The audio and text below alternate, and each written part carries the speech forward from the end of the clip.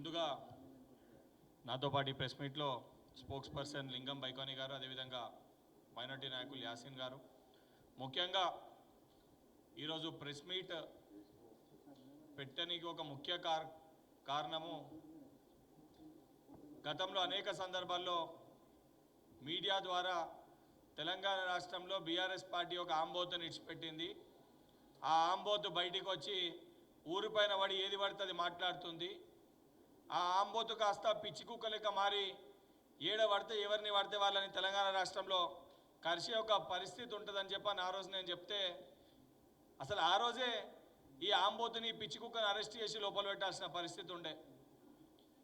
కానీ అరెస్ట్ చేయకపోయేసరికి ఆ పిచ్చి కుక్కకి పిచ్చి ముదిరి ఏదైతే సంబంధించి తనకి తాను ఒక శాసనసభ్యుడు అనేది మర్చిపోయి, లేదా శాసనసభ్యుని ఒక అహంకారం నెత్తిపైకి ఎక్కి తనకి తాను ఎక్కువ ఊహించుకొని తన ఫోన్ ట్యాప్ చేస్తుర్రు, నా ఫోన్ ట్యాప్ చేస్తుర్రు, నా ఫోన్లో ఏదైతే నేను మాట్లాడుతున్నాయి వింటుర్రు అని చెప్పని చాలా ఎక్కువ ఊహించుకొని అడ్డగోలుగా మాట్లాడేది ఏదైతే అది ఎక్స్ట్రీమ్ స్టేజ్కి చేరి బంజారాహిల్స్ పోలీస్ స్టేషన్ పోయి కంప్లైంట్ ఇచ్చే ప్రయత్నం చేసిండు. కౌశిక్ రెడ్డిని నేను సూటిగా ఒకటే విషయం అడుగుతున్నా. ఫోన్ ట్యాపింగ్కి సంబంధించి ఏదో కరీంనగర్ కమిషనర్ గారు సిఐలది కాన్ఫరెన్స్ తీసుకుంటలేనని చెప్పి మా మానకొండూరు శాసనసభ్యులు చెప్పారు. అంటే దాన్ని బేస్ చేసుకొని ఫోన్ ట్యాపింగ్ జరుగుతున్నట్టే ఫోన్ కాన్వర్జేషన్ అవుతుందని చెప్పి దాన్ని బేస్ చేసుకొని మాట్లాడుతున్నావు. కనీసం నీకు జ్ఞానం ఉందా నువ్వు మాట్లాడే ఆ విషయంలో? ఏదైతే ఫోన్ ట్యాపింగ్ చేసింది ఎవరో, చేసిన వ్యక్తులు ఎవరో, చేసిన వ్యక్తులేమో చెంచల్గూడ జైల్లో ఉన్నారు, చేయించిన వ్యక్తులేమో పొద్దున్న లేస్తే వాళ్ళకి డ్రైవర్ లెక్క నువ్వు కారు నడుపుతున్నావు, నీ పక్కన కూర్చున్న వాళ్ళే ఫోన్ ట్యాపింగ్ చేయించిన వాళ్ళు. 10 ఏళ్లుగా ఫోన్ ట్యాపింగ్ జరిగితే ఏ రకమైన వాతావరణం ఉంటుందో, ఫోన్లో సంకేతాలు ఏమొస్తాయో కేటీఆర్నో హరీష్ రావుని అడిగితే నీకు చెప్తారు. ఫోన్ ట్యాపింగ్ అవుతుందా లేదా చాలా స్పష్టంగా. వారికంటే బాగా ఈ ఫోన్ ట్యాపింగ్ గురించి తెలంగాణ రాష్ట్రంలో తెలిసిన వాళ్ళు ఎవరు ఉండరు. అవన్నీ పక్కన పెట్టి ఇష్టం వచ్చినట్టు నువ్వు ఒక ఎమ్మెల్యేగా ఉన్నప్పుడు 100% ఒక ఎమ్మెల్యేకి పబ్లిక్ ఆఫీస్కి వెళ్తే అక్కడ సంబంధించిన అధికారులు రెస్పెక్ట్ అనేది 100% ఇస్తారు. కానీ ఒక ఎమ్మెల్యేగా మన పైన కూడా ఒక బాధ్యత ఉంటుంది. పోలీస్ స్టేషన్ కానీ, ఎంఆర్ఓలు కానీ, ఆర్డీఓ ఆఫీసులు కానీ ఇవన్నీ కూడా ప్రజల కోసము పబ్లిక్కి సేవ చేయడానికి ఉన్న ఒక్క కార్యాలయాలు. అక్కడ ఉన్న అధికారులు కూడా ఏదైతే ప్రజలకి వారు పడుతున్న ఇబ్బందులు కానీ, ప్రజలను ఎదుర్కొంటున్న సమస్యలని పరిష్కరించడానికి అక్కడ అధికారులు పనిచేయడం జరుగుతుంది. ఒక ఎమ్మెల్యేగా పోలీస్ స్టేషన్కి వెళ్ళినప్పుడు ఎంతమందితోటి లోపలికి వెళ్ళాలి?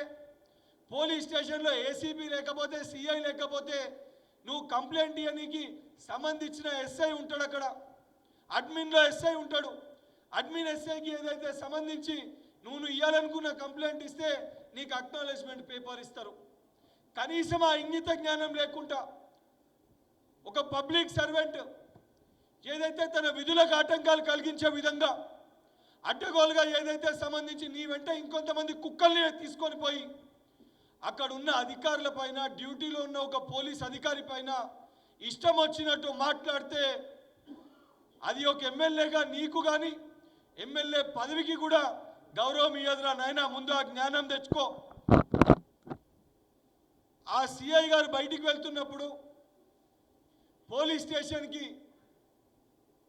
10ల సంఖ్యలో మీ కార్యకర్తలతో వెళ్ళి సిఐ గారి వాహనాన్ని అడ్డుకొని సిఐ గారు లోపలికి వచ్చి నువ్వు ఇచ్చిన అప్లికేషన్ తీసుకున్నాక కూడా ఏదో సోషల్ మీడియాలో స్టార్ కావాలి, ఏదో ఒక్కటి చేసి మీడియాలో కనబడాలి అని ఒక అతి ఉత్సాహంతో ఈ ఆంబోతు వారం 10 రోజులు అవుతుంది ఏ అంశం నాకు దొరుకుతలేదని చెప్పని ఉద్దేశపూర్వకంగా మీడియాలో రానికి ఒక డ్రామా ఆడే ప్రయత్నం చేసినావు. అది చాలా స్పష్టంగా కనబడుతుంది. కౌశిక్ రెడ్డి నీకు 10 సార్లు ఇప్పటికే చెప్పడం జరిగింది. మాట్లాడినప్పుడు ఎన్నికల్లో ఏ విధంగా నువ్వు గెలిచినావు, నీ కుటుంబాన్ని అడ్డం పెట్టుకొని సూసైడ్ చేసుకుంటా గెలిపించకపోతే అని చెప్పి మాట్లాడిన మాటలు కానీ, గతంలో నువ్వు వివరించిన కోవటి తీరు కానీ, కాంగ్రెస్ పార్టీలో ఉన్నప్పుడు కేసీఆర్ తోటి కేటీఆర్ తోటి ఏ రకంగానూ లోపాయిక ఒప్పందాలు చేసుకొని ఆ రోజు పార్టీ రొమ్ము గుద్దే ప్రయత్నం చేసినావు. ఈ తెలంగాణ సమాజం మొత్తం కూడా గమనించింది. ఈరోజు నీకు నైతిక బాధ్యత లేదు. అరే బాబు, ఏదైతే హుజరాబాద్ నియోజకవర్గ ప్రజలు కుటుంబ సమేతంగా ఆత్మహత్య చేసుకుంటామని చెప్తే అయ్యో పాపం అని చెప్పి భావించి నీకు ఓట్లేసి గెలిపిస్తే ఆ ప్రజలని మర్చిపోయినావు, ఆ సమస్యలపైన మాట్లాడే విషయాలు మర్చిపోయినావు. పొద్దున లేస్తే ఎట్లా టీవీలో కనబడాలి, ఎట్లా నన్ను మీడియా ఛానల్లో హైలైట్ కావాలి అని చెప్పని బావబొమ్మర్దులతోటి పోటీ పడే ఒక పరిస్థితి ప్రయత్నం చేస్తున్నావు తప్ప ప్రజల పక్షాన ప్రజల కోసం ఏ రోజన్నా నువ్వు మాట్లాడిన దాఖలాలు ఉన్నాయా?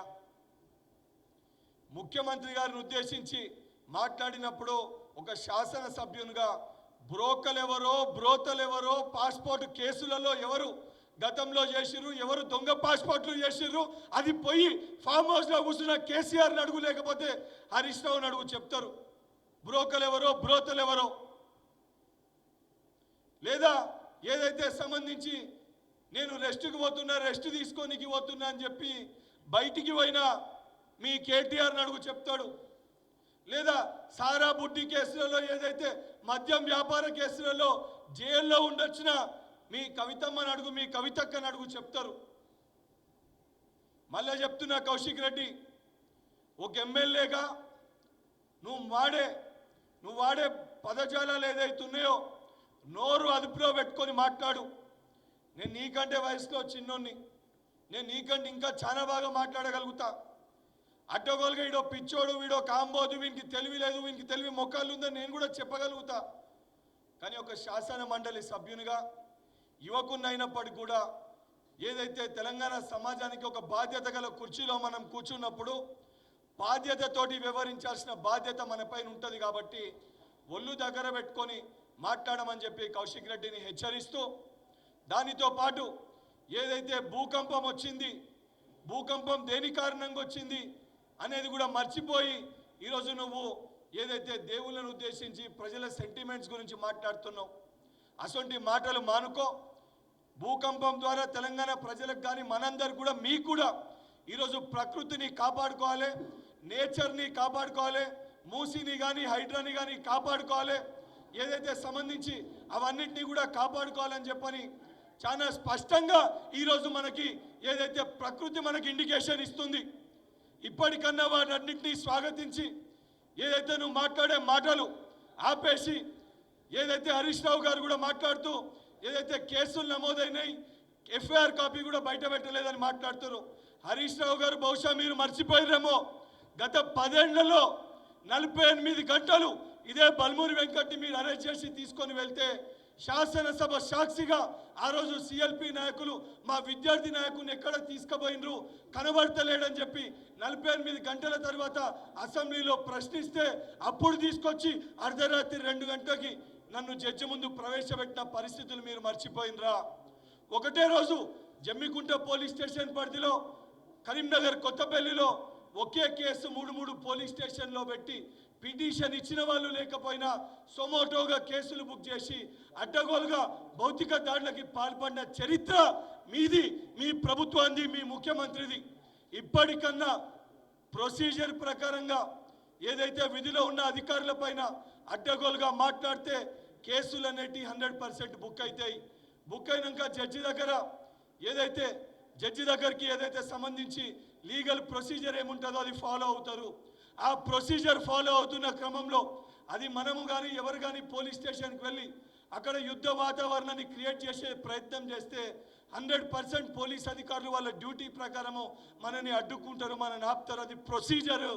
ఆ ప్రొసీజర్ కూడా తెలియకుండా సుదీర్ఘ రాజకీయాలు ఉన్న మీరు, మంత్రిగా పనిచేసిన మీరు, ఆ యొక్క కనీస జ్ఞానము, ఆ యొక్క అవగాహన కూడా లేకుండా మాట్లాడడం అనేది సరికాదు. ఇప్పటికన్నా ఇటువంటి యొక్క మాటలు, ఇటువంటి ఒక చర్యల్ని ఆపేయాలని చెప్పని బీఆర్ఎస్ పార్టీ నాయకులని, తెలంగాణ రాష్ట్రంలో ఈ యొక్క పిచ్చి కుక్క ఆంబోతైన కౌశిక్ రెడ్డిని, హరీష్ రావు గారిని హెచ్చరిస్తున్నాను.